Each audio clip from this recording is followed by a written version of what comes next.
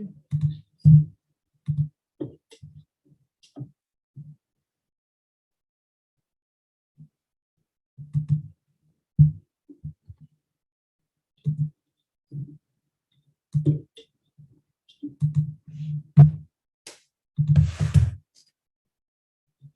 Yeah.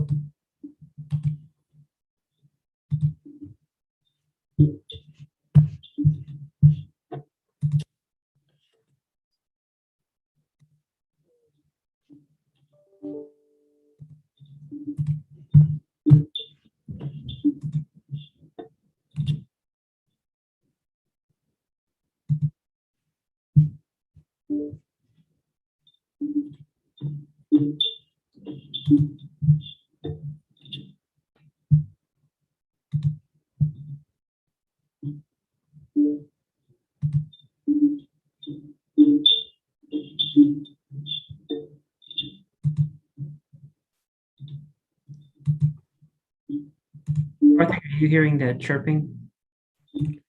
Just checking. Yeah. Is it from me? Yeah, I think the rest of us were muted.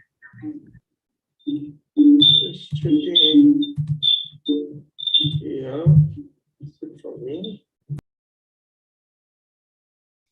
Yeah, that was it. There's something going on with the microphone there. There must be two microphones somehow. The YouTube live, I was checking that, so I have to close my browser. Okay. All right, so don't have no longer access to it, but it is live.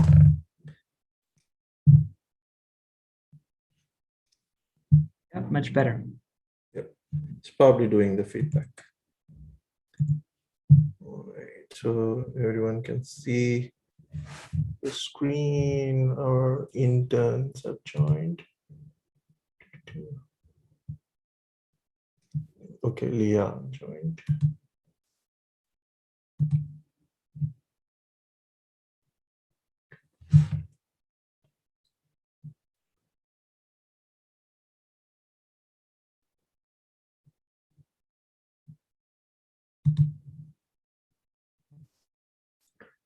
Hello, afternoon. Yeah. Hello, can you hear me? Yep, I can hear you. I'll go back on mute. Yep. Awesome.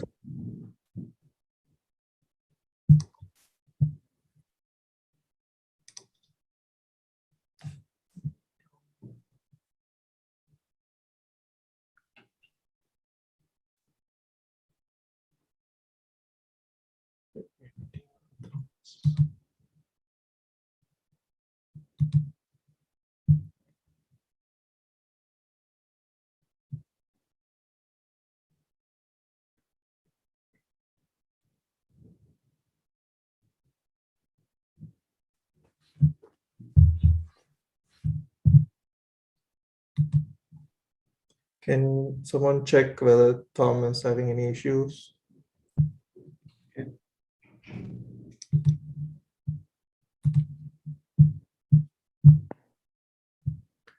So those who just joined us as attendees, please bear with us. So as we do set up, and we will start the event around 4:30 as we add those who are going to be presenting to our panelist list.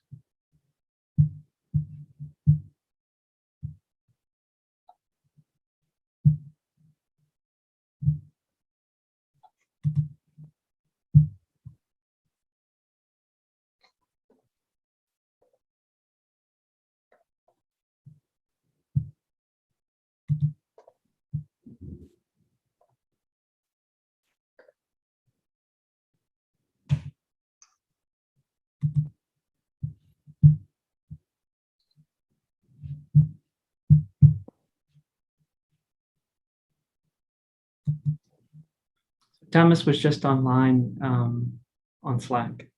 Okay. So could you probably repost the link in the main chat?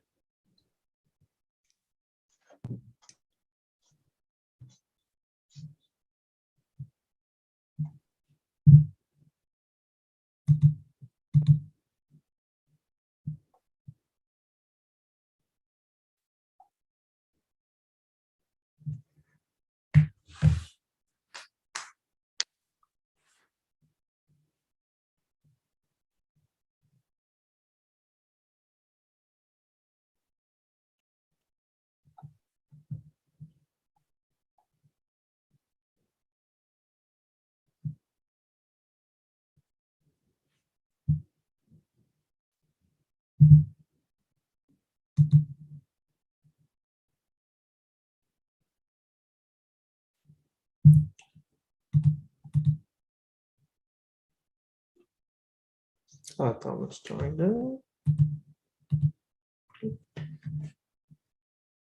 All right, so all of our interns are here. Good. So now we wait for our guest speakers to join in, and two of our client. Jamie is there. Wait for Eric.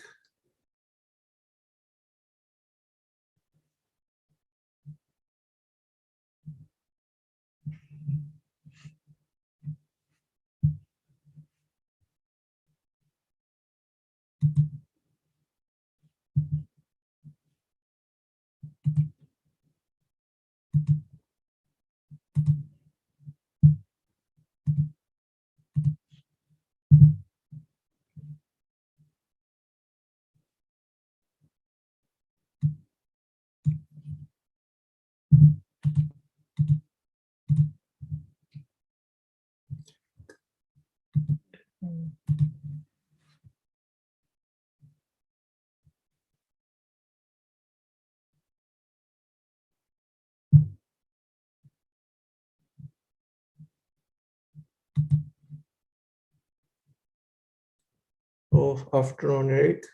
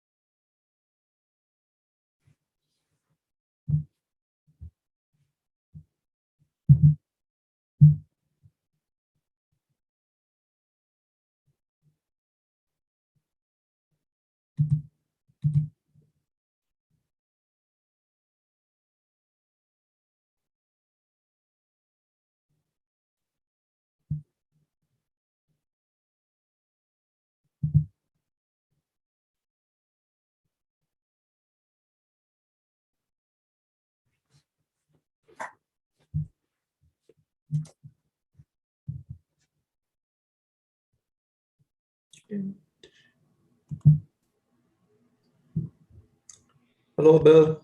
Hey, good afternoon. No.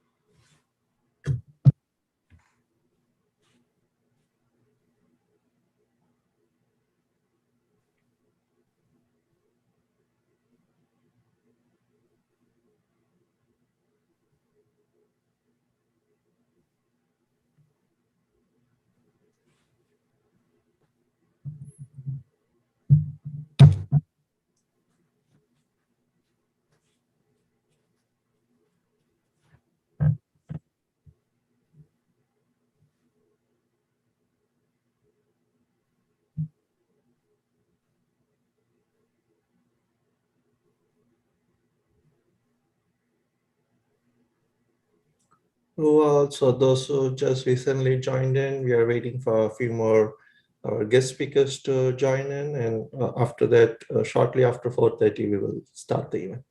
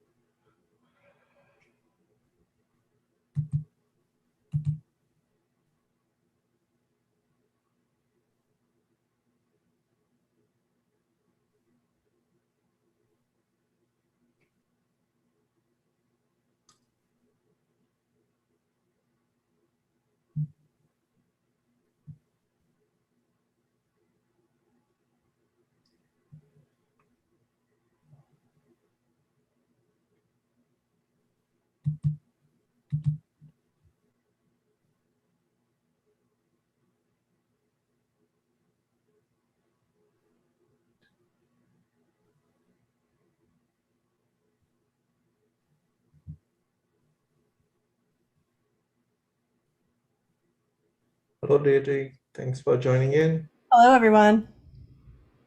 Hello.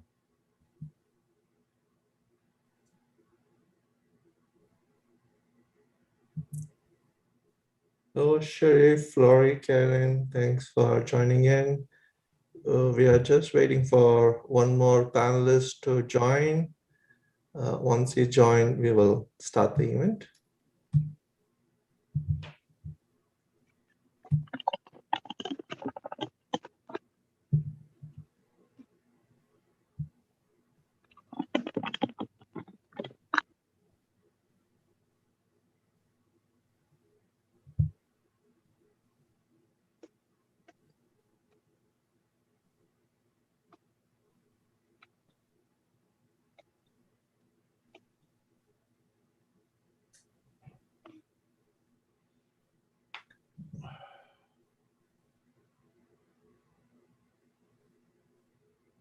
Okay.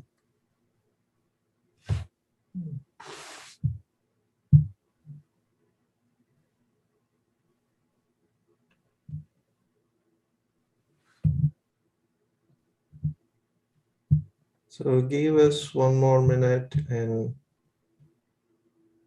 we are waiting for just one more panelist to join us.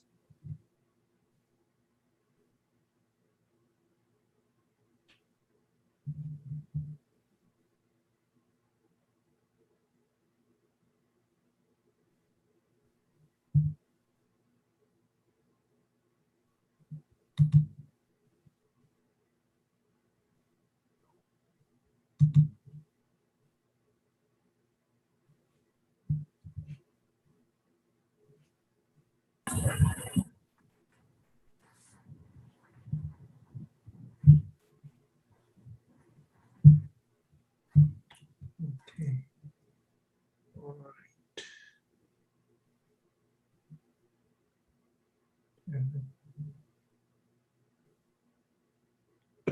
Then should we get started? Maybe once he comes, I will add him to the panel, but I think it's 2 minutes past, so we can get started. Yes. Well, welcome everyone to the 5th annual Big Reveal event of the Florida Data Science for Social Good. Seems strange that we've been here for 5 years, but we're still going strong. We welcome you to the event tonight. This year, I think we all had hoped to be together face to face, but the little tiny bug has decided that that's not a good idea. So we appreciate you joining us virtually for this presentation. So I'm Dan Richard. I am an associate professor in psychology at the University of North Florida, and I co-direct this Florida Data Science for Social Good program. And my name is Dr. Karthikeyan Mapati. I go by Karthik, and I'm associate professor here in the School of Computing at UNF, one of the co-director of the program. As Dr. Richard mentioned, that we've been, this program been running for past 5 years. So one of the reasons for continue to be successfully running it is we've been getting good advice. So whenever we want advice, to receive advice of strategic importance, we go to our advisory board members. So who are Ari, who is the vice president at Jacksonville Jaguar, Robert, who's the co-founder and CTO at NLP Logic, and Candace, who's is part of cybersecurity analytics team at JEA. So we meet with them twice every year, and they advise us and give us suggestions and support and promote us, our program. And they all been involved with us for the past 5 years. Right? So, and we really appreciate and value their time. Apart from them, the other important individuals who have been helping us and been key reasons for success of our program are our industry working members, whom we call as Sherpas. So these Sherpas meet with our interns every other week and provide advices and best practice tips so that we would produce best quality product. So for this year, Chad from NLP Logic, David from LiftCheck, James from JEA, Jay from TI Bank, Victor from Jaguars, Andrew from Tributary, and Laura from JEA has been helping us with helping our interns with the project. They've been helping our interns with writing Python code that runs faster and more efficient way, helping with doing visuals that will produce meaningful insights, helping us in general approaching our problem and finding quality solutions for it.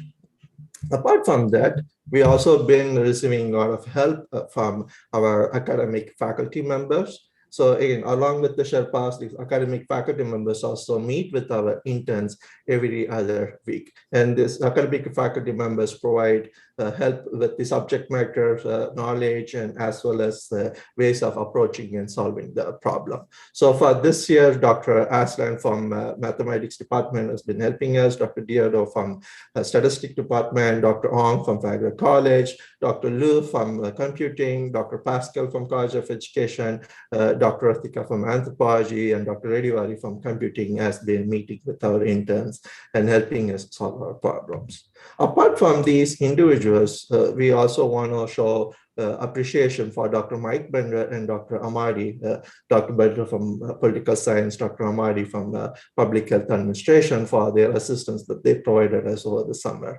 But there was two projects that we kind of reached a critical point where we needed really their assistance to make our next step. While they were not meeting with our interns on a regular basis, when we reached out, they just jumped in and helped us out, and their assistance has been very critical for success of the both projects. So we really appreciate them helping us out over the summer. So now the stars of today's event. So these 7 individuals have been working really hard for past 12 weeks, and today's event is result of their amazing work they have done.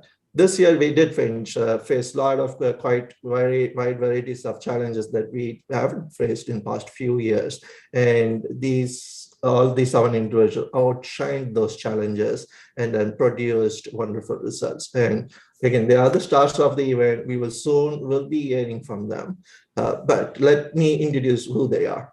First, Payal Agarwal. She graduated from spring 2021 from Computer Science program in University School of Computing, and she will be joining Citibank Data Analytics team soon. Thomas Hunt is in first year Masters of Statistics program, and after completing the statistics program, he aspires to be a data scientist. Joyner Johnson, she is in the second year master's students in School of Computing, and after graduating, she intends to pursue data analytics career. Madison Reese University, second year master's psychological science student, and after graduation, she plans to pursue a PhD program. Lindsay Regan is senior undergraduate psychology student, and after graduating, she will be pursuing master's graduate program. And we have Vanyu Zhao, she goes by Poppy. She graduated from Applied Data Science program from Syracuse. And right now in the fall, she will be starting Computer Science Masters in Brandeis University in Boston. And after that, she will be pursuing into PhD program. Last but not least, Mark Zamani is a second year biostatistics student, doctoral student in Florida State University. So after completing his doctoral program, he will be pursuing industry career. So, and they all done amazing work, and you guys soon going to see, but you guys still have to bear a little bit with us as we explain a bit about our program history and what exactly is data science, and a little bit from our guest speakers before you get to hear from today's stars. So with that, let me explain a bit about what's been happening in past 5 years within our DSSG program. So we founded the program in 2016, but we offered our first summer internship program in 2017. And in the past 5 years, we have worked with both computing, statistics, and also students who are from social science and other disciplines.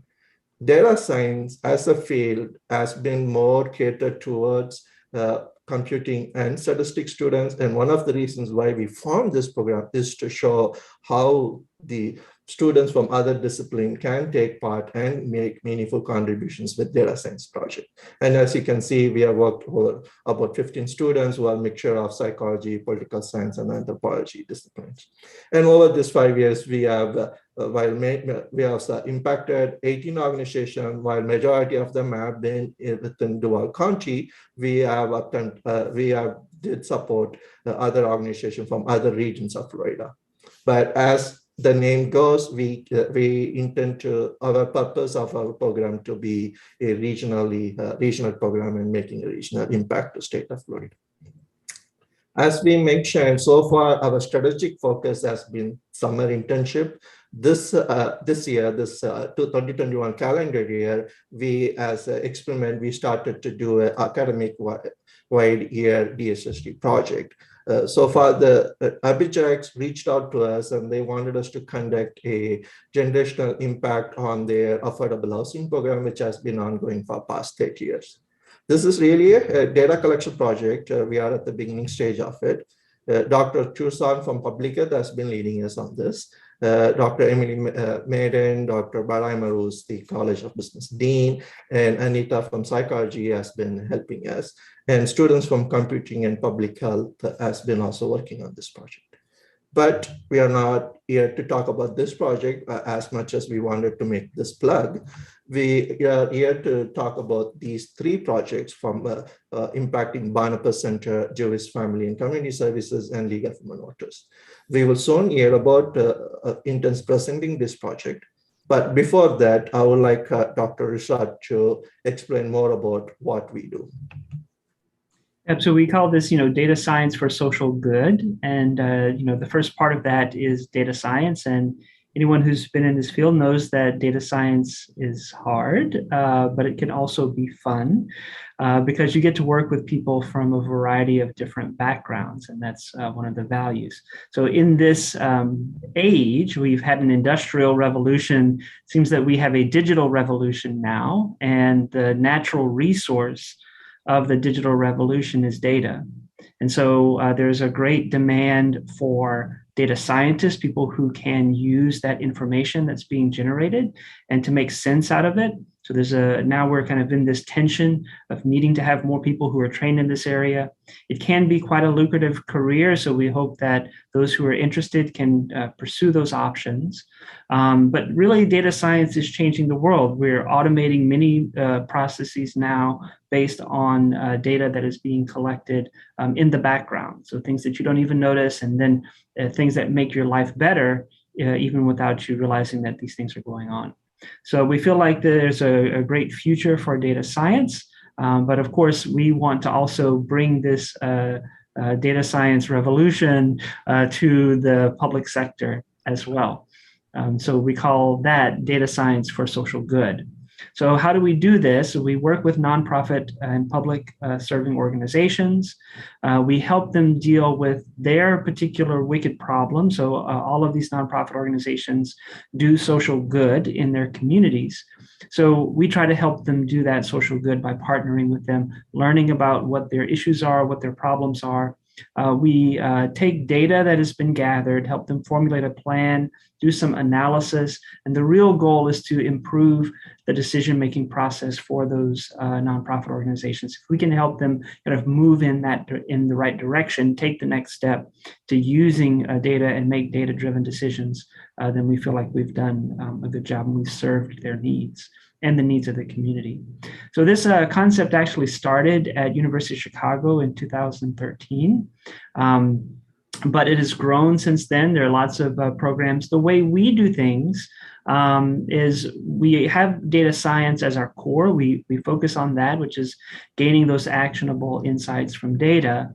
But we do partner very closely with our nonprofit sector. We have regular meetings with the nonprofit organizations, keep them updated. They provide insight and guidance into what we're doing with the program as well. And this provides a tremendous training environment for our data science students. And what we hope is that these students come out with a social conscious. And we have a term for that. We call them social trustees of knowledge. So we want students to use the understanding and knowledge that they have from their academic training to support the public good. So these data for good programs have been replicating throughout the United States and in Europe and other countries. And in fact, the University of Washington has taken the lead in developing a data roadmap, a program roadmap for other programs who are interested in doing data science, data for good programs, so similar programs to these. So be looking for that in the near future. So this program could not be done without lots of people being involved, and also with the financial support of our sponsors. And so this year's program was supported by the FIS Computing Distinguished Professor Award and the Jaguars Foundation. So we thank them very much. And also some support from the College of Arts and Sciences for scholarships. So thank you very much for those things. So to kind of jumpstart our talks tonight, we have a few guests that we'd like for you to hear from. First is Deidre Connor. She represents the Nonprofit Center. She's the senior director there. The Nonprofit Center of Northeast Florida has been our kind of close partner in this endeavor since the beginning, so really appreciate them. First, she will give a few comments, then we'll invite Dr. Lori Lang from the Department of Psychology, and also Dr. Sharif El-Fayumi from the School of Computing. So first we'll hear from Deidre. Hey everyone, I'm going to make my remarks really brief because I, like you, am anxious to hear more about the projects, but I just want to say that the Nonprofit Center was thrilled to be a founding partner for DSSG because we know both about the incredible human capital that we have within our universities and students here. We also know about the incredible, social and human capital within nonprofit organizations and the difference that they're making in the community. So it's incredibly exciting to see this be in its 5th year. It's hard to believe in a way that all that time has passed, and that so many different students and organizations have had a chance to collaborate around some really incredible projects. I can tell you, just looking historically, that these projects have been transformative for many of the organizations that have played a role in it. And I would imagine that they've been fairly transformative for the students as well, having a chance to see what social good looks like on a very up close and personal basis. So I will just say, as a quick plug for anyone who's listening, who's maybe a student or who is involved in another private business or institute of higher education, to reach out anytime you're interested in partnering to support nonprofit organizations. Obviously, this project kind of shows what the potential is. And I just thank Dr. Umapathy and Dr. Richard for making this a reality and being so devoted to it over the years. And also thank you to the Sherpas and the students for spending so much time. And finally, thank you to the nonprofits for the incredible work that you're doing and for being so generous to share your program efforts and your time. And I just can't wait to see what the projects look like. Thanks, Deidre. All right, so now Lori. Okay. Thank you. How do I put myself on here? Sorry, I'm not quite well versed in Zoom. Yeah, you had it. You good? Oh, I did. Okay, so I was on. All right, thank you. So, all right. Well, thank you, Deidre. I'll like you. I'll keep it pretty brief. And I must admit that what's really on my mind now is yesterday my department engaged in some strategic planning and some vision planning, and thematically, what really pulled out is, and it's not surprising, but faculty really, really care about students and the community. And we also highly value a cross-pollination of perspectives through multidisciplinary approaches that really help to kind of contribute to impactful solutions to, I'll use the nomenclature of this group, to solve these wicked problems. So really, the data science for social good checks all of those boxes, and we're just so pleased to have our students participate in a program that really is transformational in so many ways. It's exciting to see what students are learning and the skills that they're developing in their classes, for them to really for it to come to life and for them to apply what they've learned as they work with students from other disciplines and they work with community partners to, really kind of interpret this data to inform decision making and really contribute in that way. So ultimately, these types of experiences I really see as helping to prepare our students for being thriving in a changing and dynamic world, and to continue contributing to society. So I'm looking forward, as I'm sure you all are, that's why we're here, right, to the big reveal to see what innovations have been created through, just a synergy of ideas across various perspectives and ideas and expertise to ultimately improve communities and lives. So thank you. Thank you, Laurie. Now we hear from Sharif. Good afternoon, everyone. So since the first two speakers decided to be brief, I don't have to. I'm going to be brief as well. I decided this time to focus on shouting out to both Dan and Karthik. Perhaps every time we meet and talk about the projects, that students impress us with their work, as well as the community partners with their problems and the unique problems that they work on. But really this time I wanted to devote some time to talk about how challenging this has been to both Dan and Karthik and how well they both fared. 5 years is not really easy to be successful, not only in doing one project, but doing multiple projects every time. This process is really very engaging, and it takes lots of time and effort from their side. Being a university professor is quite a job. You have to teach classes, you have to do research, you have to publish, you have to participate in service, and you really can always resort to the conventional methods. You can resort to teaching your classes the normal way. You can resort to doing your research in your lab. And if you would like to perhaps spice it up a little bit, you do collaborate with maybe a colleague in your field. Karthik and Dan decided to take a different route, a very challenging one.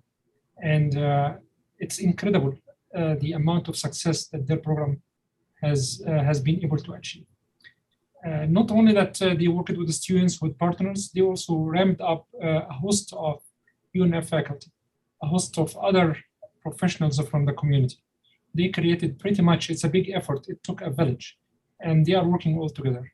I think they mentioned that University of Chicago had started it, but every program, I'm sure, is unique. And the one that Karthik and Dan have founded is a very unique one. I don't think that you can find this anywhere in the proximity here. This is uniquely UNF, and I'm really very proud of the effort that they did. And I'm really hoping that they all come to realize how grateful we should be to the effort that they do and for their leadership. Thank you. Thanks, Sharif. We appreciate that. Now, we'd like to hear from Provost Patterson, so she can provide some remarks before we jump into our presentations. Good evening, everyone. Thank you for inviting me to make opening remarks prior to the 2021 Big Reveal.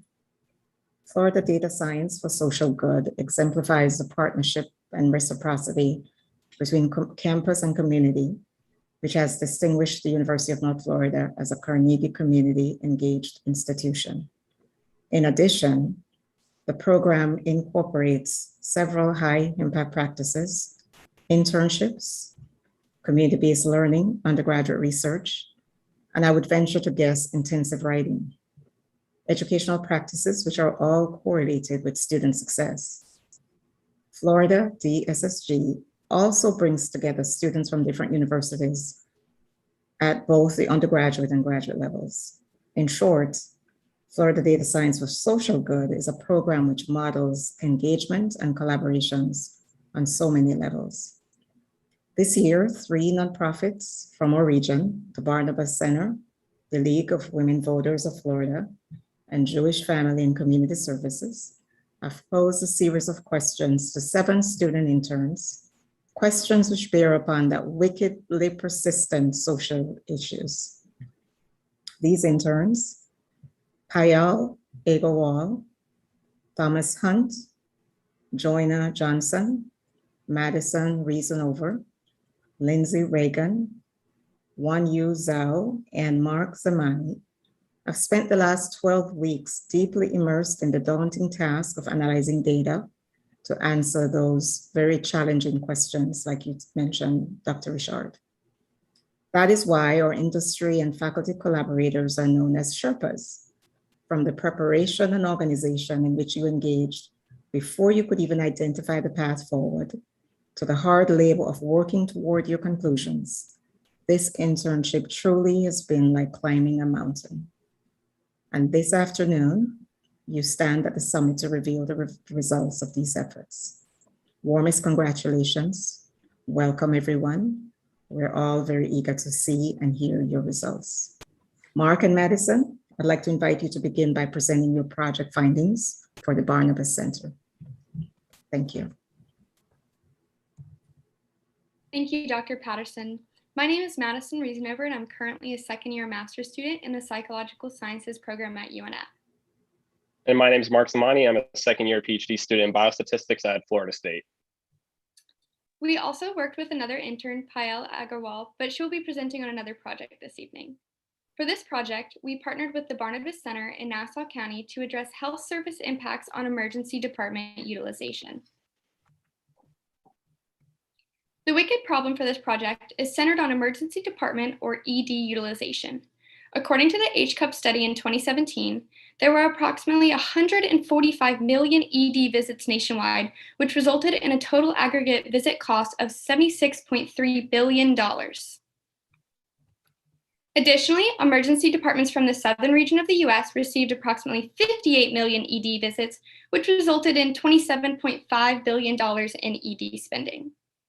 Part of the cost for ED utilization is because some individuals, like families who are income constrained or uninsured, rely on the ED as their main form of healthcare service. Thus, a portion of these ED visits could provide better service and quality care at a primary care physician's office where patients can get the attention and follow-up they need for their specific health issue. Now let's focus on Nassau County and the residents' access to healthcare. In 2017, Nassau County was identified as a health professional shortage area due to the lack of primary care services. Looking at this map, you can see not only the disparity in population density between East and West Nassau County, but you can also see the disparity in access to healthcare. A majority of the healthcare facilities, like doctors' offices and walk-in clinics, which are represented by the yellow dots in this map, are concentrated heavily on the east side of Nassau, which further burdens the access to healthcare of these residents. Additionally, Nassau County has significantly fewer licensed physicians per 100,000 residents compared to Florida, as you can see according to the graph below. When looking at Nassau County residents' access to healthcare, you also need to consider the poverty rates of the area as well. Nassau County's population rates below the poverty level, households receiving cash public assistance, and ALICE, or Asset Limited Income Constrained Employed households, are slightly better than that of Florida. However, the unemployment rate in Nassau County has been increasing in past years and is currently almost double that of Florida, sitting at 5.9%. Additionally, 45% of this population of unemployed individuals are also uninsured. So these individuals may represent those who are relying on the emergency departments as their primary source of healthcare due to their severe limited access. Barnabas services are targeted towards the vulnerable populations in Nassau County, in particular those who are uninsured and live below the federal poverty line. The Barnabas Center's main focus is on social determinants of health, which will help address emergency department utilization. Barnabas provides holistic health services in their community, and this includes primary health care, crisis and therapy services, food assistance, retail store funding, and dental care. Through their partnership with Baptist Health, high-quality medical services through their emergency department are available for those Barnabas patients that would otherwise not have these resources available. We have 4 main project goals. The first is to identify high utilizers of the emergency department. This is categorized as more than 4 emergency department visits in a calendar year. The second would be to determine a % reduction in emergency department visits for established Barnabas patients. The third would be to compare emergency department visit rates between Barnabas and non-Barnabas patients. And our fourth goal is to recommend improvements to health service utilization. In order to address these project goals, we received 3 main data files. The first is Baptist Emergency Department records collected from 2014 to 2020. These visits were a mixture of both Barnabas and non-Barnabas patients with similar demographics. International Classification of Diseases, or ICD codes, were provided post-diagnosis, which are treatment and medical procedural codes that categorize presenting illnesses. and we had around 12,000 rows for this file. 2 Barnabas files were also provided, the first being all clinic visits from 2014 to 2020, which provided demographic information, the encounter type, so whether or not the patient checked out or no-showed, and the facility location are also given in this file, and had around 25,000 rows. The third is the new patient visits file in that same timeframe from 2014 to 2020. This provides clinic visit dates, as well as the date the patient first became established as a Barnabas patient. Here you can see that Nassau County sits directly north of Duval County in the northeast region of Florida. There are 4 major cities in Nassau, as well as their only hospital, the Nassau Baptist Medical Center, located on the eastern side of the region. You also see 5 other Baptist hospitals located throughout Duval and Clay County, in which we receive patient ED data for.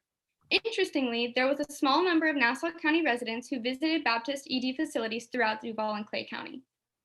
You can also see that Barnabas operates a dental clinic out of Hilliard and a satellite clinic out of Callahan in an attempt to help service the west side of Nassau. However, Barnabas's main center, the Weaver Center, is located on the east side of Nassau in the Fernandina Beach area. Lastly, you can see the density of Nassau County residents who are utilizing these Barnabas services. This is a similar pattern to the population density of Nassau County as well. However, it was surprising to us that there are individuals traveling from Clay and Duval County up to Nassau County to use Barnabas services as well. Now let's find out a little bit more about these Barnabas patients. Barnabas patients represent 2,605 unique patient IDs. The average age of these patients was 49 years old and 59% identified as female. Additionally, 63% pay the Barnabas medical fee rate of $10. Of the patients that utilized the ED, there was 1,737 unique patient IDs, with an average age of 51 years old. Between these 2 sets of data, we have an overlap between Barnabas patients who are also utilizing the emergency departments. This subsection represents 1,256 Barnabas patients with an average age of 50 years old. In order to evaluate the monetary benefit the Barnabas Center has on the ED system, our initial goal was to create a differentiated cost based on ICD codes. However, we met with Dr. Aaron Spalding from Mayo Clinic, who advised us that estimating costs based on ICD codes would not be a fruitful endeavor. Due to this and the fact that there is no access to actual cost data, we decided to modify this goal and transition to calculate an undifferentiated cost. This undifferentiated cost is based on the top 4 ED diagnoses from Nassau County between 2016 and 2019. Within this time frame, there were 4 common ICD codes, including acute upper respiratory, chest pain, and urinary tract infection. These costs only included the average cost of treatment and did not include any additional costs like further treatment, resources, or inpatient care. We averaged the cost across years, factoring in a 3% interest rate yearly to create cost in 2019 dollars. The resulting undifferentiated average ED visit cost was $5,072. Now, applying this undifferentiated visit cost, let's imagine that Barnabas did not exist and individuals who are uninsured or income constrained would be using the ED as their primary healthcare provider. We estimated that half of all Barnabas office visits would instead result in an emergency department visit and applied the undifferentiated visit cost to this estimate. As you can see, Barnabas patients would be spending millions of dollars yearly in the ED system. These total savings from 2014 to 2020 would result in an additional $45.6 million in ED spending. However, beyond the numbers, Barnabas provides additional support, higher quality of care, and follow-up protocols, which focuses on a holistic social determinants of health approach that simply is just not possible when getting treatment at the emergency department facilities.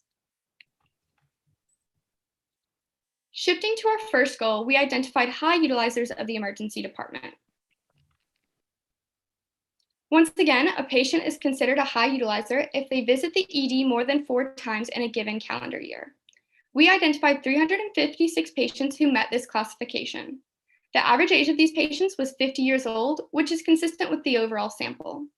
While some of these high utilizers are visiting between 6 to 10 times in a given year, others on the more extreme end are visiting 30 to 40 times in a single year. Specifically looking at these patients' visits over 4 times in a year, could you please click Dr. Umapathy? Thank you. You can see that these patients are spending millions of dollars yearly in Northeast Florida Baptist emergency departments. These extra visits account for a total of $10.5 million, again, based on our undifferentiated average cost. While the ED often makes referrals to attendants of Barnabas, these high utilizers would likely benefit from the ongoing care and follow-ups that would best be done in a primary care center like the Barnabas Center. Thank you. Apart from costs, we also examine the timing of these ED visits for high utilizers. I'd like to take the time to thank Jay Lewis from TIAA Bank for all the advice regarding our visuals throughout the presentation. These high utilizers, as you can see, based on the heat map, are going between 10 a.m. and 5 p.m. This is consistent with prior literature that says individuals tend to frequent the ED between 11 a.m. and 7 p.m. Additionally, a significant amount of weekend visits are during non-Barnabas operation hours. And when you exclude these visits during Barnabas operation hours, you can see that there's a potential for the Barnabas Center to open midday on the weekend to help service these high utilizers and keep them out of the emergency department. Lastly, the least common hours for visiting the emergency department were very early in the morning or very late at night. Comparing Barnabas and non-Barnabas patients, you can see the relative concentrations for ED visit timings are generally the same, as we do have a smaller representation of non-Barnabas patients. However, you can see that there are more Barnabas patients going to the emergency department early in the morning.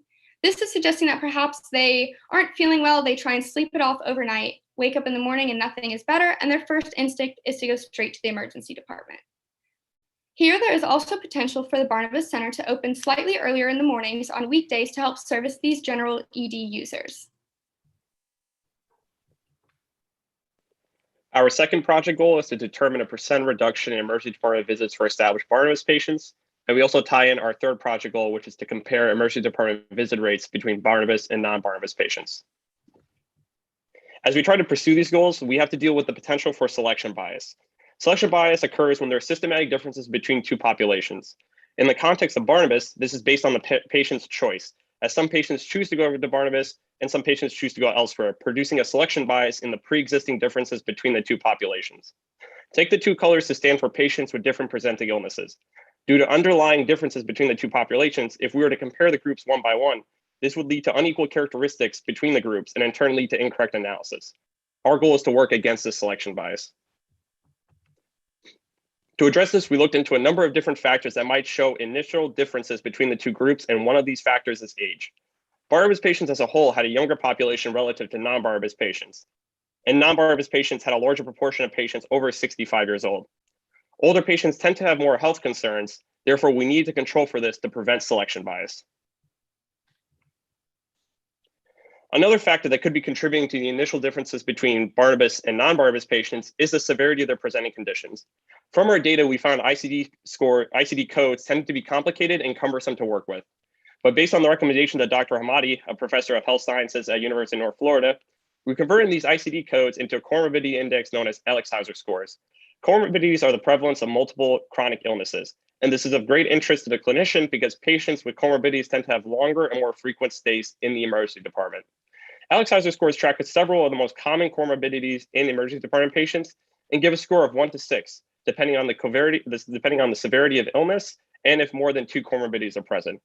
If we subset by high utilizers, chronic obstructive pulmonary disease, or COPD, alcohol, diabetes, and depression were the most common comorbidities in Barnabas patients. Non-Barnabas patients tended to have a larger proportion of visits due to depression, neurological disorders, and arrhythmia compared to Barnabas patients.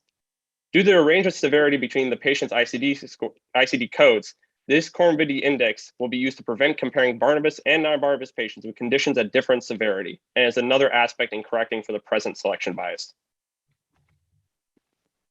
Based on these factors, we decided to match Barnabas and non-Barnabas patients based on 3 main criteria: their age, the year of their first emergency department visit, and their comorbidity scores.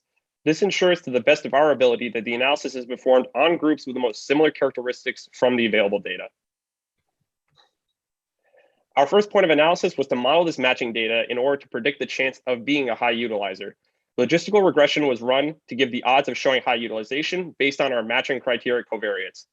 While we did see a significant difference in the chance of being a high utilizer after their first year of emergency department visits, an overall decrease in odds of 35%, our model fit for variability was low. The regression gave an R-squared of 0.05, meaning that only around 5% of the variation in the response, being a high utilizer, could be explained by our model. We believe a potential reason for this is the relatively small number of variables, and further research is needed on these patient characteristics to obtain more informative covariates for the model. Carrying on with the matching, we had 296 matched pairs based on our covariates of interest, and it was found that the probability of being a high utilizer for both non-Barnabas and Barnabas groups was around 9%. We plan to use these match groups to further compare emergency department changes in emergency department visits over time. After matching, we found that both Barnabas and non-Barnabas patients showed a 1-year reduction in emergency department visits. In addition, there was around a 10% reduction in emergency department visits when Barnabas clinic new patient visits were present. This means that a patient who had emergency department visits the year they became a Barnabas patient saw around a 10% reduction 1 year after in their amount of ED visits. This may be a lower bound estimate, meaning that with additional information, we believe this number could be higher. If we were to look further in time, we could see the improvement in the trend of emergency department visits after becoming a new Barnabas patient. And as previously indicated, there's additional research needed on how to better obtain matching criteria for comparison. Our final project goal is for recommendations to improvements in health service utilization. As Madison mentioned previously, we saw the majority of Barnabas patients that visited the emergency department during non-Barnabas hours tended to visit in the 2 to 3 hours before the center opened. That is why we're recommending modifying Barnabas service hours to open slightly earlier on the weekdays in order to potentially service these patients who would otherwise visit the ER. Related to that, opening midday on the weekends would also potentially help service more Barnabas patients, in particular those who are high utilizers, since these patients tended to be the most frequent visitors of the emergency department in that time frame. Our third and fourth recommendation would be potential modifications to both the intake form and referral process for patients at Barnabas. Screening for comorbidities may allow for more efficient referrals to services in order to treat any specific condition. All these recommendations combine to the ultimate goal for this section, which is an improvement to health service utilization for Barnabas Center and Baptist Health. I thank you all for attending and listening to our talk. I will now hand it off to Poppy and Lindsay for their presentation on the Jewish Family Services Project.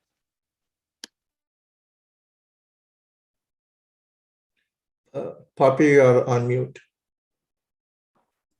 Oh, sorry, everyone. Hi, everyone. Good afternoon. Thank you for being here. I'm Wan Xiao, and I'm a data science student who just recently graduated from Syracuse University. It's an honor to join the team and participate in the project for social good. I hope you enjoy this presentation. Good afternoon, everyone. My name is Lindsay Regan, and I am a senior studying psychology at UNF. Thank you for joining us today, and we'll be discussing identifying trends in patient scheduling for counseling services. The journey to therapy is often paved with frustration and loneliness. Between fighting for insurance to support treatment, the stigma that often rears its head, and multiple reschedules to get around work and full-time school scheduling, therapy may feel like an impossibility. It can feel like you're on the outside looking in as others live life unhindered by mental diagnosis. Thankfully, there are many organizations like Jewish Family and Community Services that exist to ensure people are not alone in their journey toward mental healing. Whether someone faces a struggle, like I mentioned, or runs into other hurdles like childcare, addiction, and the court system, there are people to guide you down the path and ensure you'll never walk alone. Under the umbrella of DuPont Counseling Group, JFCS is able to offer a multitude of services. Not only do they offer voluntary mental health counseling, but they also have the tools to help fight substance abuse and teach healthy communication and co-parenting with their Circle of Security parenting classes. Now, let's talk about the challenges that JFCS is currently facing with.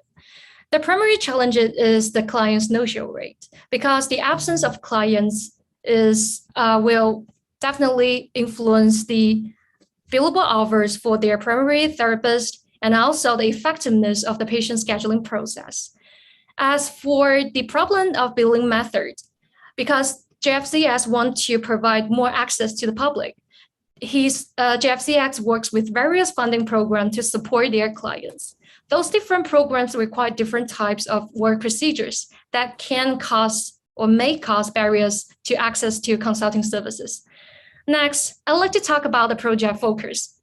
And for the client's no-show rates, we have collaborated with JFCS and completed a series of tasks of text mining and visualization.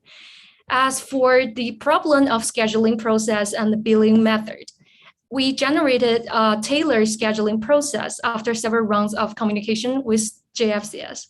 At last, we will provide several recommendation tips for potential improvement and a project report with in-depth research. Now let's move on to the next section and talk about the identified data set we received from JFCS.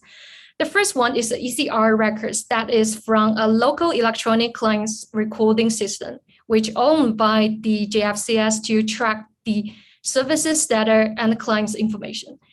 Among the 30 files we received, we filtered and extract several indicators, including the age, the primary therapist, the length of the services, and the discharge rhythms.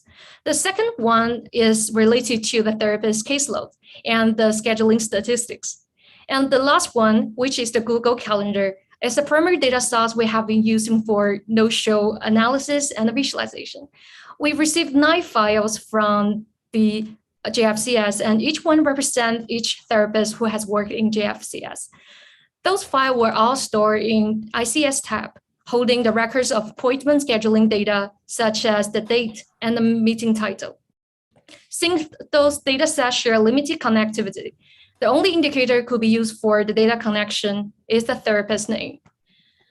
For the next section, I want to start with the problem that we found from the project.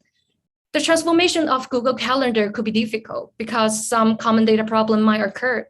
One data problem we find is word variation regarding no-show. The preference of recording no-show appointment varies among those 9 therapists, as some of them prefer to use no showing, not showing, while some of them prefer to use not engaging and not attended.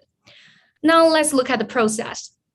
Data extraction is the first step, which transfers Google Calendar from unstructured data to structured data. The next step is the data merging, which combines individual files into one single data set. The following one is the text mining. In this step, we filter out unnecessary elements and generate our own new elements that originated from the indicators. And for the problem of word variation we just mentioned, we use the techniques of keyword extraction and co-reference resolution to solve this problem. And for the last step is Tableau dashboard representation, which visualize the data among the factors and enable the stakeholders to understand their data more clearly. Because one of our targets is to analyze the patient's no-show rates, we need to focus on the appointment that ended with no-show and cancellation. The first plot, as you can see from here, is a tree map showing the distribution of no-show and cancellation by different programs. It highlights that the intake section takes up over half of the total number. And because of this reason, there's no room left for the rest of the program. So after filtering out the intake section, we get a slightly different treatment map, tree map that, as you can see, the treatment, BBA, COS, again, are the top 3 programs. But treatment has a relatively bigger size than the rest of them. So this means that the JFCS may need to pay attention to not only the intake section, but also the treatment session. Next, let's see what's the distribution of the no-show and the cancellation by weekday and time frame. It's surprisingly to see that Tuesday and Thursday are the 2 days that are consistently on the top 3, while Monday is the day that has a relatively lower cancellation rate and no-show rate. If we group the data by time frame, we could find that most of the no-show cancellation appointment happened in the section of afternoon and early morning. Now let's look at the analysis of ECR dataset. Patients has been identified as discharged once they have been transferred from being a patient to not being a patient. To provide better services, JFCS keeps tracking the records of discharge reasons. We specifically focusing on the unsuccessful discharge reason, and as you can see from this plot, most of the unsuccessful discharge reason were unspecified, which could be an incantation of JFCS to add more discharge reason in the future. And if we exclude this section from this plot, we can see that the top 3 reasons are unable to connect clients, clients does not keep appointment, and client requests to terminate, which also could be another incantation of JFCS showing a little or potential issue of communication barriers. Furthermore, the third one, which is the clients does not keep appointment, is as same as the client's no-show rates and cancellation, which could be linked back to the no-show analysis. One of the areas we were able to assist JFCS was by documenting the steps of their patient's scheduling process. After talking to them over the course of 2 meetings, we were able to create a workflow that included all steps from receiving the referral, from scheduling, and to scheduling the actual appointment, then documenting patient attendance. When we then reviewed it with the JFCS operational team for correctness, implemented any necessary changes, and were able to recommend areas where they could tweak the data collection process for more consistency. Here is a segment from the scheduling workflow we created focusing on patient attendance. It demonstrates our recommendation for use of key phrases at critical decision points in the decision-making process. The development of the workflow, along with the analysis of the data, allowed us to make some recommendations. At the end of the project, we arrived at 4 major recommendations for JFCS. First, we recommend that they create a system of patient ID numbers. While previously they'd used ECR to search client names, ID numbers will cut down on duplicate records and allow them to save time and thereby assist patients faster. Our second recommendation is to use Google Forms for all data collection needs. Since Google Forms are a free resource, it will allow them to build a database outside of ECR while also allowing them to further speed up the path to patient care due to the ease of the program's search engine. Our third recommendation is the creation of a Google form focused on collecting no-show particulars. By tracking the particulars of patients with the tendency to no-show, JFCS will be able to recognize commonalities between no-show patients and use that data to improve the no-show rate. Finally, we recommend that key phrases such as no-show are added to the calendar entry when a patient does not attend their appointment. Previously, certain therapists would use the phrase no-show, but would delete all client information. This makes it difficult to track which patients no-show and which patients attend their appointments. By making sure to only add a key phrase such as no-show, they're able to track which patients have the tendency to no-show over their calendar. Next slide. Oh wait, this is my next slide, apologies.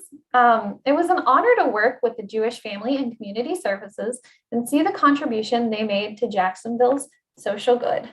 I will now hand it over to Thomas Pyle and Joyner to discuss the League of Women Voters. Hi, thanks. My name's Thomas Hunt. I'm a first-year master's student in statistics at UNF. Hi, good evening, everyone. My name is Payal Agrawal. I graduated in the spring 2021 from School of Computing in University of North Florida. Hi all, my name is Joyner Johnson. I'm a graduate student at University of North Florida. The title of our topic today is going to be Finding Insights in Florida Voter Participation. So our client is part of a national organization, the League of Women Voters US. This is a nonpartisan organization, which means they have no political party affiliation. The national group was founded roughly 6 months before the passage of the 19th Amendment that expanded the franchise to women. That was in 1920. The League of Women Voters, Florida specifically, was founded in 1939. It's currently made up of 29 local chapters around the state. Now, what all these tranches of the organization share in common is that they all aim to increase participation in government, plus education around public services. So some of the priorities of our client include legislative issues centered around public policy. They're heavily involved in registering returning citizens via Amendment 4. That's helping people who face felony convictions have their franchise restored. And it also includes voter services such as registration and education. For example, they have the Vote 411 text campaign where prospective voters can get information about how to get registered, when to vote, and different ways to vote. So the wicked problem that our client was formed around is access to voting. And we see that as a cornerstone of active participation in government. Another issue that they're trying to combat is access to information. So people who want to vote might not necessarily understand what the requirements are to keep their registration active. For example, updating it whenever they move from county to county. They also may not know what's required to maintain their active voter status. So the tools that our client has to combat this problem are publicly available data. So by using this data, we think that the League can make decisions with more complete information. And since we have more data publicly available than ever before, we believe our client can have a larger impact than they have. So just a reminder on the focus of our project. So we're looking at both voter registration and turnout in Florida. We're trying to analyze the ways in which geography can shape voting outcomes. And we're doing all of this with the goal of making recommendations to our client to increase voter registration and turnout around the state. So for data analysis, initially we have taken publicly available raw data from the Florida Division of Elections. This raw data is of two types and based on 67 counties for each. And we would like to say thanks to Dr. Mike Binder for providing this data to us. The first type of data is the voter registration, and it has all the details of a registered voter like address, mailing address, gender, date of birth, and it has this file size of 1.6 million records with 38 attributes. Then the second type of data is the voter history. It has all the details of voter participation in the elections from the year 2006 to 2020. Each file has the size of 10 million records with 5 attributes like election type, election date, and history code. Based on some common attributes like county code and voter ID, later we combine these two types of files into single file for each 67 counties. After receiving such huge files, our next step was data preparation for voter registration files. First step was the data cleaning. In this step, we tried to maintain data security standards. Hence, we removed personal identifiable information for each voter. We also generated new column age from date of birth for our further analysis. During data cleaning, it was shocking for us and we came across two largest county files. Those were Miami-Dade and Broward County, and which were not handled by the Excel. Therefore, we need to split those two files into two sub-files using Pandas framework. The last step was the data extraction, where we extracted some key attributes for our final file like voter ID, county code, and residential zip code. Next, we moved on to the data preparation for voter history files of 67 counties. So we have gone through these 4 steps. And at the first, in data sorting, we organized each county files with a unique voter ID. Next, in the data filtration, we filtered the data based on the federal general elections held in the year 2012, 14, 16, 18, then 2020. In the third step, data extraction, we identified voting types used by each voter for the general elections. In the last step, we generated 67 flat files for each counties using Pandas framework. We would like to say thanks to Chad Gardner from NLP Logics, who patiently helped us in writing our Python scripts and made them more efficient and fast to run over such huge files.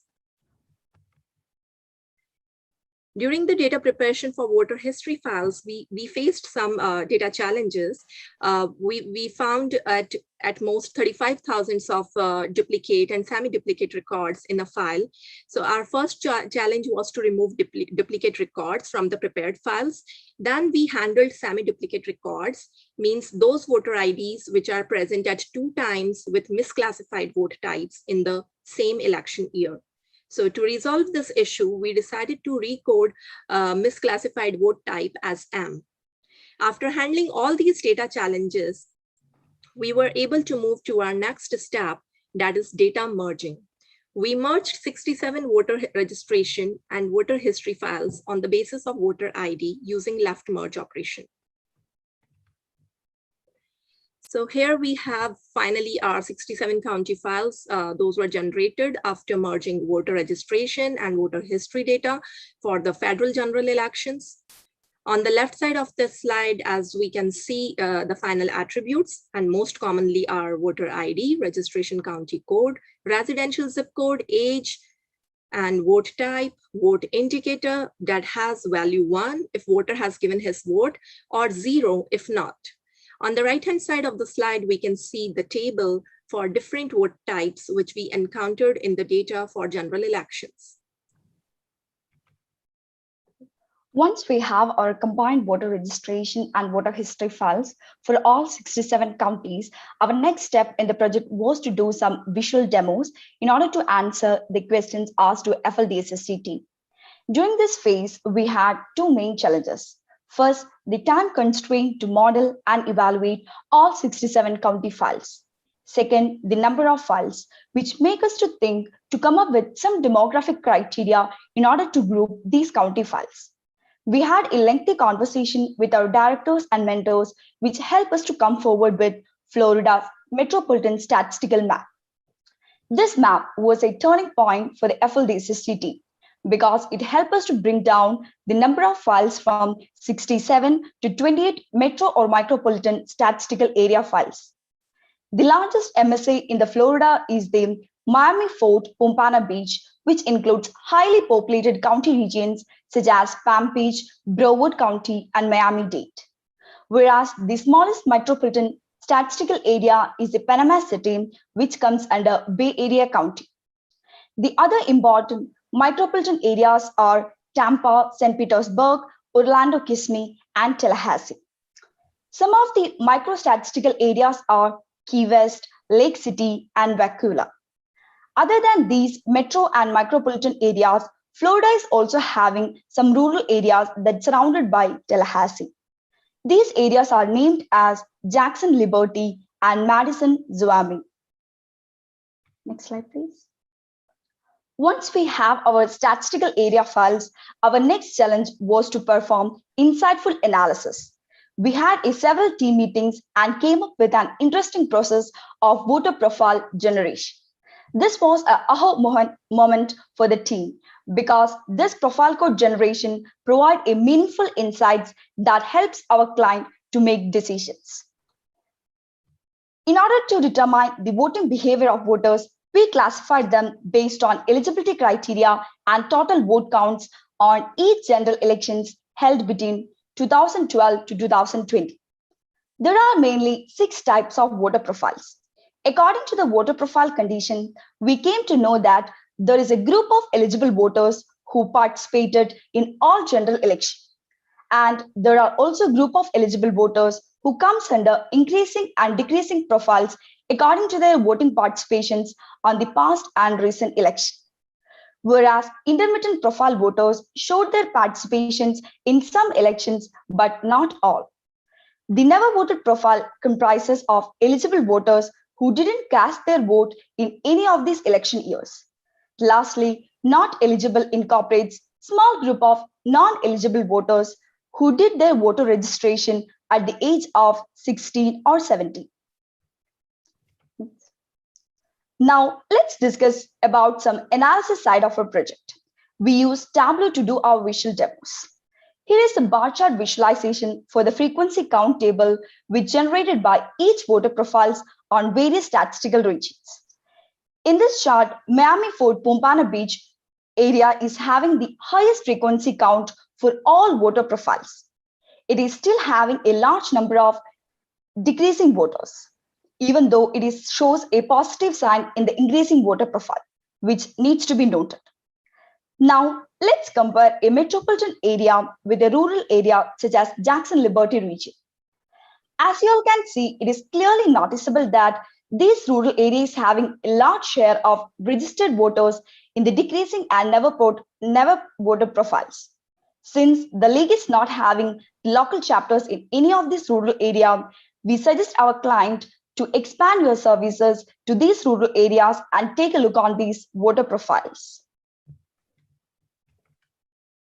To make our analysis more focused, we decided to do voter profile analysis on some of the metropolitan areas. A special thanks to Dr. Gordon Rakita to bring this fabulous idea into our minds. For the voter profile analysis, we aggregated the voter profile counts on the zip code level and generated these shading patterns on each region. We filtered the count of voter profiles from the above average to extreme count. For example, in the Tallahassee MSA, we are having a darker color palettes in the zip code 32304, which comes under Leon County. This area is having mainly the student residents because it is near to the Florida State University. However, in the Tampa region, there is a high count of voters disengagement in the zip code 33647, which comes under Hillsborough County. This area intercepts I-75 and near to Pebble Creek and Tampa Pans. Next slide, please. Here is a voter profile analysis for the micropolitan statistical area such as Key West. The league is having the local chapters only in this micropolitan region. This MSC comes under Monroe County.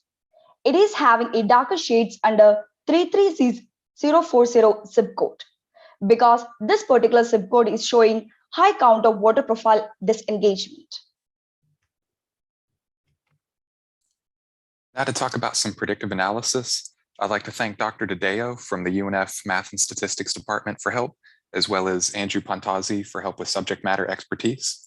So what we did was we generated some boosted tree models, which is an advanced tree model that runs 50 decision trees and combines them with a weighted average. So our inputs are the information we have about voter registration and voter history from 2012 to 2018. And we were using that to try to predict our 2020 indicator variable showing if a registered voter cast a ballot or not in that general election. So as you can see, these are the three largest metro areas that we have in the state. So the misclassification rate for all of them hovers around 22 or 23%. And what was noteworthy to me was that the top 4 column contributors, in other words, the top 4 variables that tell us what we know about our model, were consistent for those 3 metros. Respectively, they were zip code, age, 2018 vote type, and voter status, which indicates if a given voter is active or inactive. It has to do with the county supervisor of elections collecting that information. So what's noteworthy here, for one thing, is that we can look at the largest metro in the state for Miami area. The age variable for them contributes about double to that model what it does for the other 2 largest metro areas in the state. Now, collectively, all 4 of these column contributors account for over 75% of what we can predict using this model. And in fact, for Orlando and Miami, it predicts 80%.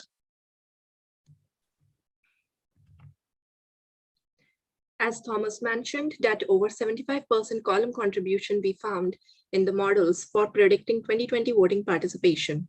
And we can note that in Miami-Fort Lauderdale Metro, age is playing an important attribute, that is 30%, which is more than the other 2 metropolitan areas. When we analyzed the data on age splits, we came to know about the fact that the citizens under 40 years of age having less voting participation. Let's take a look on the regional analysis of Miami-Fort Lauderdale Metro based on the voters' age range from 18 to 41 years. The results are aggregated to the zip code level, and we have taken the count of registered people from more than average to the extreme number. We would like to say thanks to Victor Lee from Jacksonville Jaguars for sharing this idea of having the range from more than average to extreme on color bars in the maps. So for example, in the zip code 33157, it is one of the 6 zip codes having dark color intensity region. That means these are the areas where more awareness and campaigns are required among citizens under 40 years of age for their active participation in the elections. When we looked more into the zip code, we found interesting facts that this area is located near east of Miami Zoo, and Miami-Dade College is situated near to it. So we are assuming that there should be a high percentage of students in this area. Next slide, please. Moving next towards the regional analysis of rural areas in Florida, we grouped them together, and their names are Panhandle Jackson Liberty and Panhandle Madison Swain. On the map, as we can see, the results are aggregated to the zip code level and based on the voter profile who have never voted or disengaged from the voting. As we can see in Panhandle Jackson Liberty, the dark color intensity zip code is 32428. That is Chipley, Florida.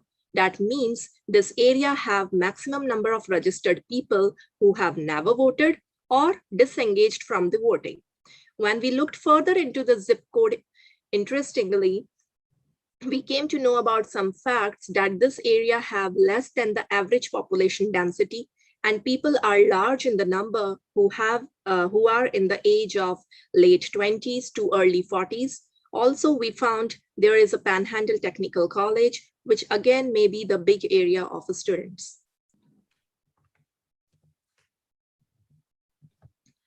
After getting the deep insights from data, here are some recommendations for League of Women Voters of Florida. First recommendation, they need to target more on those voters who recently became inactive according to the voter registration data. Second recommendation is that League of Women should work more on the data collection part. As we know, they are comprised of 29 local chapters who are actively working on getting people registered for voting, and this will be good for them to keep track on the weak voting access areas. Our third recommendation is to start more chapters in micropolitan and rural areas of the state, as there are no chapters in the rural areas and only one chapter is there in the micropolitan areas. Our fourth recommendation for League is to start targeted campaigns for the citizens below 40 years of age, as during our analysis, it came in notice that this age group have less participation in the voting. Thank you, everyone. Now I would like to invite Dr. Karthik to take over from here. So let's give a big thanks to all of our interns for the extraordinary work and commendable work they have done. So hopefully everyone is clapping in the attendees, even though we can't see you. So I will imagine that we are hearing a roaring hands. So we are ready to move to the next stage. Now we will like our clients to reflect on the finding. So just a reminder for everyone before we go to the next stage, right after the client reflection, we will be moving into Q&A. So please, if you have any questions you have, you can post using the Q&A feature. And if not, we will be allowing you to ask an open mic question using raise hand feature later on. But please do post questions in the using Q&A features. So now we would like to invite our clients to reflect on the findings. Essentially, they are reflecting on these 3 questions. So what was the biggest reveal for them?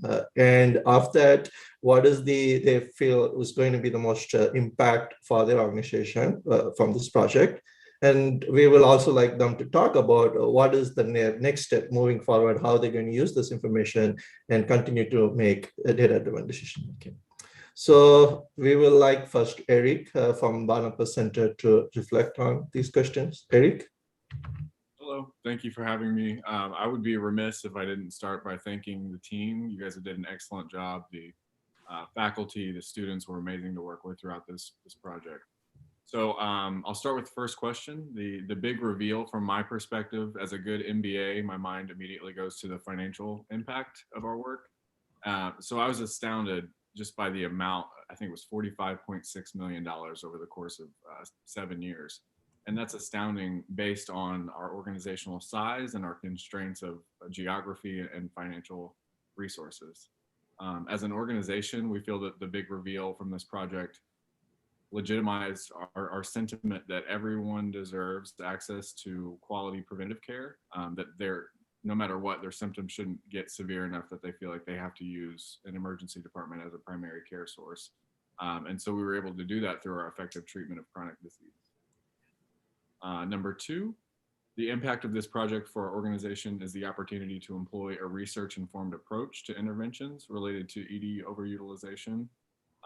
Naturally, I think any of our nonprofit leaders can relate to this. We have a limited size in our leadership team. We pride ourselves on how busy we are and how hard we work. And we do internal reflections and quality analysis, but there's no way we could have undertaken such a massive project. So again, thank you for this. Number three, the next steps of this approach would include a review of our intake process. And all of these are really to serve our clients best. We always relate back to our mission. To employ a tool like the Elixhauser score to identify patients with the highest need. And if you'll remember, the reason we went with that scoring tool is because it had a more diverse diagnosis captured in it, as well as the behavioral health component. A lot of our clients suffer from behavioral health disorders or substance abuse. And that really links to the community assessment that was created by Baptist Health. So we try to rely strongly on our partnerships. We want to create custom education courses that target the most common reasons for ED visits within the county, evaluate our office hours, and revisit our relationship with the hospital discharge team to ensure continuity of care. Right. Thanks, Eric. Glad that we are able to help. Bill, I would like now to invite Bill to reflect from Family Community Services point of view. Bill? Thank you. I too appreciate so much the collaboration, the work, the efforts of everyone involved. It's been a pleasure over the past weeks and months to work with you all. You know, my wicked problem, as I love you to express, has been really not just a scheduling problem, but really ways to keep us afloat in this unique little component of our counseling program, so that we can serve the community, we can serve victims of abuse and neglect, substance abuse, etc. And so these tools will have an impact. These suggestions, these hardcore specific suggestions will have an impact on better ways for us to increase revenue and keep our doors open to do that, because it really depends on our ability to schedule well, bill efficiently, to keep full-time staff available to serve the community.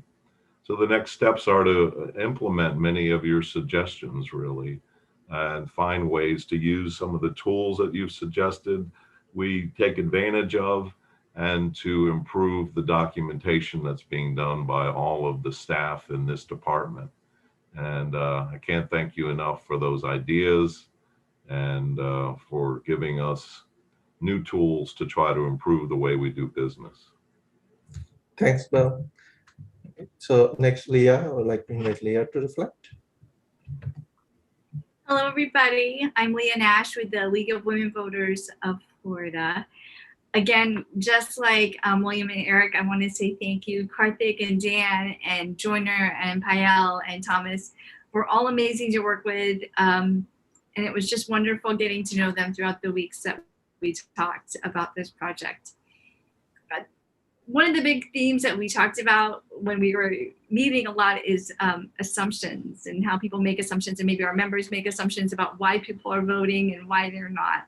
So the data is so important to us, and there was so much data for this team to go through and just create the files that they did. So that was a big, giant part of it. A big reveal from my perspective, I think, is we work so hard on registering voters that we kind of forget to look at those numbers of disengagement. And those were presented to us here. And I think we need to start thinking about that a little bit more and focusing on them as well. The impact of the project, we also talked a lot about storytelling in our meetings. And I think that now that we know this data and they're not assumptions, we can start talking to people in a targeted way and encouraging them to be impactful with their vote and also to be knowledgeable in their voter education. So thank you for that. That's a lot of guidance. And next steps, what I would really love to do, when we talked about this a lot in our meetings, is we have 29 local leagues made up of volunteer members. And I'd love to put together, I want to talk and look at more of the results and put together the geographic areas that we might not have thought would go together, and put them together and say, okay, maybe this group of people aren't voting and they're all kind of alike, the demographic wise. Think about why they're not voting, and then put those areas together so they can create resources, and the league as a state league can help create those resources for them based on the data. So again, thank you for this amazing work, so much work, and you are making a difference. So thank you very much. Thank you very much, Leah. So would want to again say a huge thanks to all of our community partners providing this real world project. And for those who are listening in, it is while it is not easy to come up with a proposal and come up with a project that will fit nice with the 12-week and make impact for them and make meaningful ways that students can also work. And our community partners, clients, they're also meeting with our interns over this 12 weeks, every other week. So they are investing they are not only providing the problems and opportunities, they are investing a lot of time and effort also onto this project. So again, this success is reason, they are a fundamental reason to it too. So again, we really appreciate them making time and working with us, and we look forward to working with them. So with that, we are ready to switch gears to Q&A and let Dr. Richard to take over from me. Yeah, so we're hearing the client reflections is sort of like, music to my ears and feeds my soul. I mean, this is why we exist, is to really help you all. And so it's a great honor to partner with you in that effort.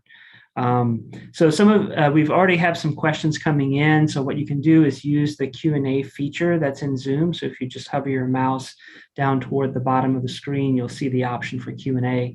You can post some questions there. Some people have already posted there.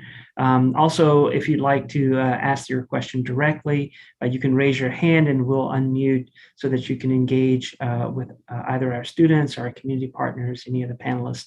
Would be happy to speak with you. So we'll start with some questions, and this from our Q&A section. And this question is actually for League of Women Voters, and it's an issue that we came across as we were working on the data, and that is, how do we deal with people who are moving from one county to another, right? So it might show that, they are not voting in this county, but maybe they voted in other counties, right? So I'm wondering if anyone on the team would like to try to address, that issue and how it came up when we started looking at the data. Yeah, so I can speak to, I know on the voter registration data, it basically will tell us the last date at which a voter registered in that county that's collecting that data. So it was towards the end of the project that once we had our merge county files, we started to concatenate them together into our metro files. So that was something that we were just kind of starting to dive into when it came to, voters who would be registered in one county in a metropolitan area and move to another one and vote in that separate county. I'm not sure if that answered your question. Yeah, it was definitely an issue and a challenge that we had with the data. And I think there are, more things that could be done in the future with that issue. As Florida is changing in population, we're getting more and more people into the state, into different regions. I think that's going to be even more of a challenge, right? So we also had someone raise their hand. Julie, you can ask the question now. You can unmute and ask the question.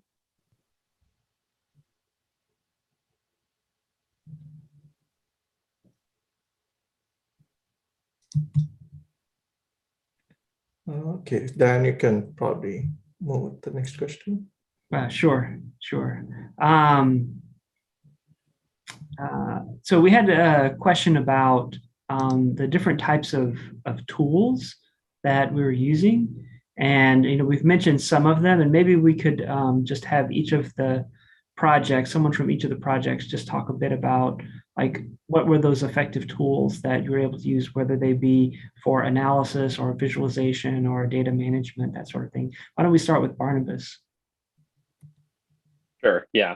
So for Barnabas, we mainly used three main tools outside of the typical Microsoft Office suites.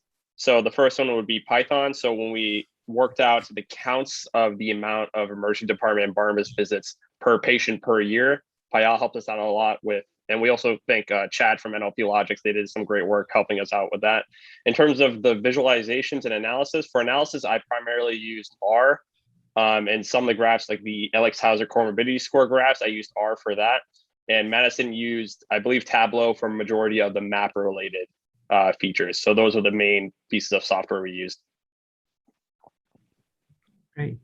How about League of Women Voters? Oh, I'm sorry, Jewish Family and Community Services. Poppy? Yeah. Sorry, I always forgot to unmute myself. That's really deep apology for this. For this task, because we have to transform the Google data file from unstructured data to structured data. So for the data manipulation and processing, the main software or programming language we're using is the Python. As for the data visualization, I have been using the Tableau for all of the tasks, and they handle the works perfectly. So I personally recommend Tableau for data visualization. Great, great. Right, and then League of Women Voters? Yeah. For the League of Women Voters, primarily for the data cleaning, in the initial phase, we have used Excels. And once we had the largest files, we moved to Pandas in order to split the files. And we also used Python scripts in order to generate the voter profile generation and for doing the converting the rows into columns. And for the chart gardener from the NLP logic helped us in order to bring with an effective Python script. And the other a little bit about that to me, because we were kind of going on like I don't know if it was hours or minutes, like running code. Yeah, kind of shifted. So tell us about that. Yeah, actually, we had a data from 2006 to 2020, and everything was based on the voter ID. And in the voter history files, we have around 10 million. For example, for the Miami-Dade, it is having the 10 million rows, and we have to convert it from, and in order to have a good access of the data, we just pick the general elections from the 2006 to 2020, and we plan to shorten the data. And the Python script help us to convert these rows into columns, and then we also handle with the semi-duplicates, which was one of the interesting thing in our data. And the other thing, moving to the visualizations, we did the region analysis. That was an interesting thing in our project because we were handling with the 67 county files, and that Metropolitan map helped us to shorten our files from 67 to 28, which is easy to handle. And we, with the help of Dr. Gordon, we pick up the important regions and we come up with the analysis. We use Tableau for the analysis purpose. Yeah. And here I want to add one more thing. For the data classification, we used models in JUMP, and we also tried models in machine learning using Python. Yeah. So I'd like to remind that you guys can ask questions to intern, to our clients, others. Questions can be about the project, can be about their experience and other aspects too. And clients can ask questions to interns too. Just letting Bill, Leah, and Eric know about that. So maybe we can hear from, from the students. This is a question that I like to ask just about every year. And that is, what was the most surprising? You kind of came into this internship, you knew you're going to be working with an interdisciplinary team. We know that can be challenging, but what were some of the big surprises for you during this internship, and what did you learn from those surprises? I would. Sorry, go ahead. I would say for me, just that whenever we would encounter a major roadblock, through the different steps of the project, it seemed like anytime that would happen, it really would take everybody coming together, bringing different perspectives from different areas of expertise to try to come up with the most efficient solution to deal with that and to move on to the next step of the project. So the team sport aspect of it was probably the thing that was the most surprising to me. Yeah, I would second that. I think, Dan made a great point that data science is a team project, and we really had to work with as a team, not just me, Madison, Payal, but I also had to consult the mentors or the client, and also Dan and Karthik. So it was really a team effort to get this. Yeah. I think as someone whose background is centered in psychology too, it was really interesting and eye-opening to hear everyone else's perspectives. And I was a little hesitant entering with my background in psychology, like would I fit in, would I be useful, could I make an impact? And I like to think that I did, and I definitely learned a lot from the other students and interns and everyone else involved, and I'm really appreciative of all the support we've provided. It's not a job for any of you to commit to this, but you all really helped us a lot throughout this project in this 12 weeks. I want to say that I was very much in the same situation as Madison, except at least she's coming in as a master's student and I'm coming in as a bachelor's student. So I kept wondering, how can I contribute? I haven't had a lot of my research experience yet. So I was really nervous with that. But after talking to Poppy, we both kind of realized that we were both terrified. And from then on, it was just like realizing that as long as we worked together, we could have it. And it was going to be a great experience.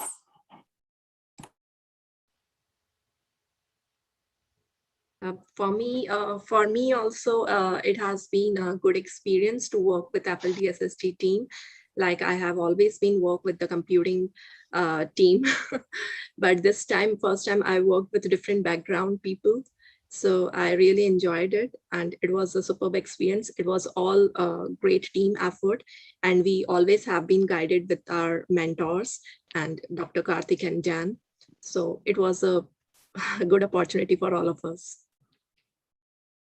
For me, like this internship was a very nice experience. I got a chance to meet a lot of expertise from the industry wise, and Dr. Karthik and Dan helped us a lot for come up with some ideas how to do analyze, and we had a lot of data challenges, but even though we handled it some way and we were able to bring some good analysis, and I really enjoyed it. It was so wonderful experience. Yeah.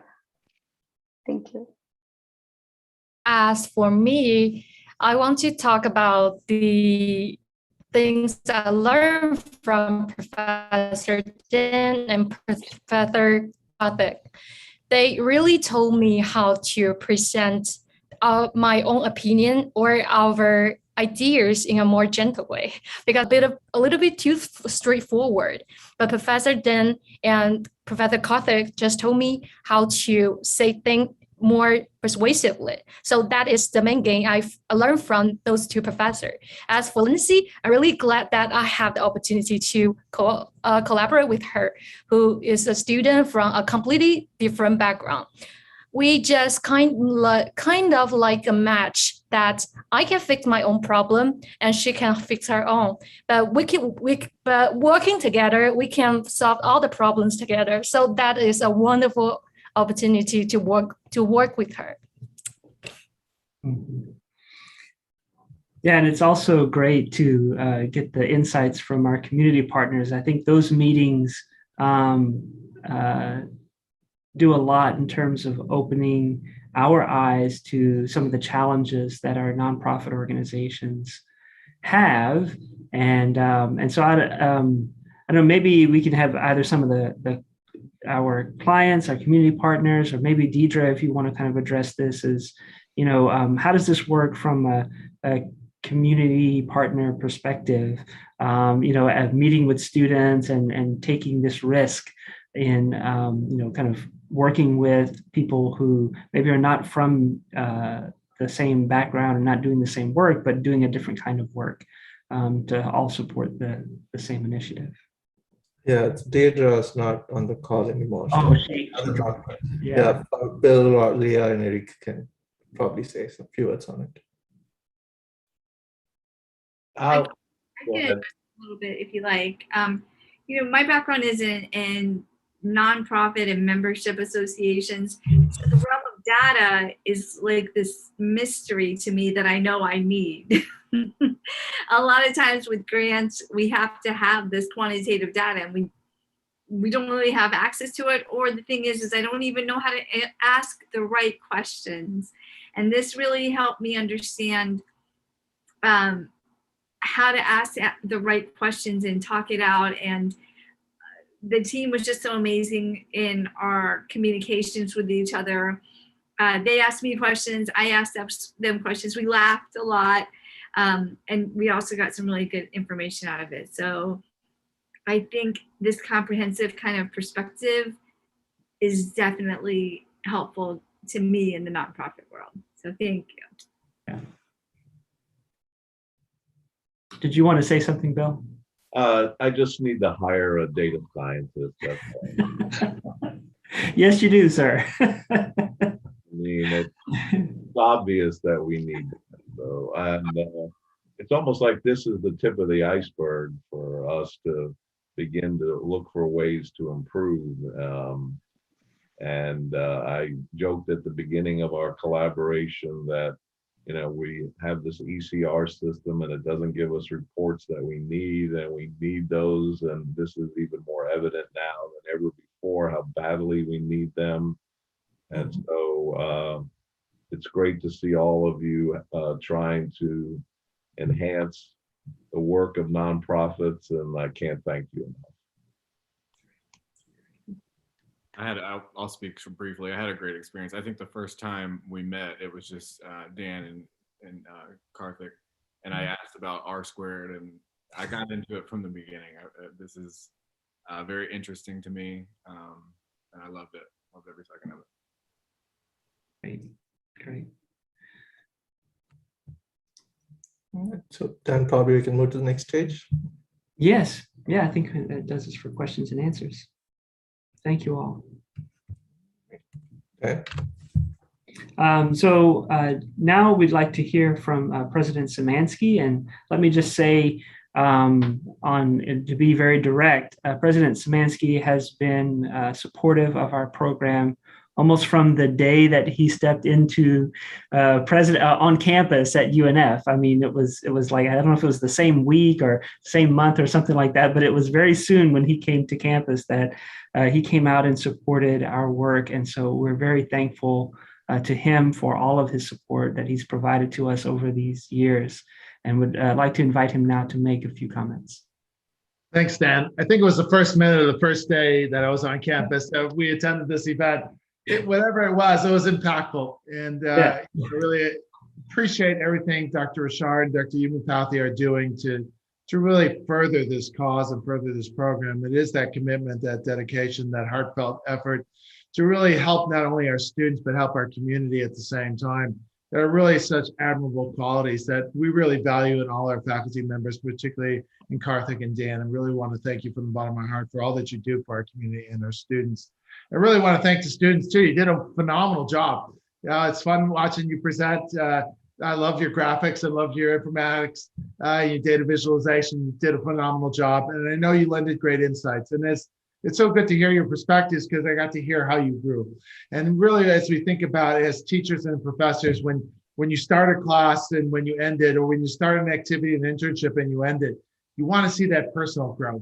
You want to see that growth in perspectives and how you think and the new tools that you have and how you grow as an individual. And I can see you manifest this through your presentations today, and then through your comments of how you grew and how you grew as a team, and how you grew to work with one another, which is an important skill. you're going to be working, somewhere, someplace with people from different backgrounds, right? Not only different academic backgrounds, different cultural backgrounds, different ethnicities, age differences, you name it, but also people from different institutions. We've been able to bring that together too. So those are traits that you're going to take with you everywhere you go. And importantly, you've learned how to get immersed in the community and really help community partners. And so everywhere you're going to go, you have that opportunity to help others and to help others in a selfless way. And you've demonstrated that, where you give people new insights that you didn't have before, as Leah talked about. Give me some data, give me some people who can crunch numbers, give me people who want to crunch numbers, right? Because there's new insights that we can create, but new ways of doing things and ways of making people better. Not only helping the entities, our nonprofits. So thank you to Barnabas and Jewish Family and Community Services, as well as the League of Women Voters, but helping our consumers on the other end, their service recipients, their users, help them be more intelligent, make better decisions, not only voting decisions, but healthcare decisions and counseling decisions that are also really important to our community and making it a better community. So I've always been excited about this program because I think it's really cutting edge. And I think as you see, it's growing in terms of other institutions doing it. It really is the future of education, where it's partnerships among academia, students, community nonprofits, and really the city, in our case, city of Jacksonville, Duval County, and also Nassau County, to make a difference for other people. But the seamlessness of the classroom. I don't know where the classroom began and where the classroom ended. We're all in this classroom together today, right? Zoom sort of facilitated that. But it really is about, thinking about being seamless and really kind of this immersion experience where we really help people grow and everybody grows together. So I think this is such a, I know it's data science or it's social good, but it's just good. It's for the greater good and everybody benefits. And thank you for all that you do. Thanks to our sponsored companies again. Thanks to our students who bring the passion, the excitement, the intellect, and the really kind of the desire to continue to grow and be that restless soul that continues to learn. And thank you to all our faculty who participate and giving people really the encouragement. And we've heard encouragement not only from our faculty, but also some of the other partners in our community too. So with that, I really want to thank you. I'll turn it back over to Dan and Karthik, but really thank you for all that you do, because you make our community special. You make education special. You make UNF special, and you make really kind of a special place for us to live and grow. So thank you, everybody. Thanks for all that you do. And really with a true heartfelt, can't say enough words of gratitude, but thanks for all that you're doing. Thank you, Dr. Skaminsky, and we always appreciate your support. And many of probably in the call right now know that Dr. Skaminsky will be going into new role soon, and we hope to receive continued support of him as he transitions to his new role. And we wish him well with his new role. And again, we really, really appreciate that your support that you are giving to us throughout your tenure in here. So, with that extension, we also want to thank provost and our both college deans and our school director, Sharif and Laurie, also to provide us continued support. Again, those are very, very key for our faculties to venture out and experiment and do different things. So that we are not getting bored, and we are also developing solutions that makes impact to others and not just to our own promotion and tenure aspect. So again, I really appreciate helping us and getting us support when we need it, and most importantly, making space for us to venture out and innovate. So thanks to everyone for that. So pretty much that's about end of this event, and we just like to remind that everyone that we like to continue to do this program, and that means it depends on our ability to support our students who are interns. So that means we want them to be paid, and we want that to be a paid internship. So if any organization is there who would like to support in what we do, please do reach out to us. And a final reminder is we will be opening up for 2020 proposal applications for nonprofit and other public sectors around January 22nd, January 2022. And similar ways, we will be opening the applications for student interns who want to apply for the summer internship. Also, we will be opening up that process as well around January 2022. So with that, hopefully we will be back here again next summer, end of next summer, to talk about next year's projects. So with that, I'd like to end our event and thank everyone for coming in and taking part. Thanks, everyone. Thank you.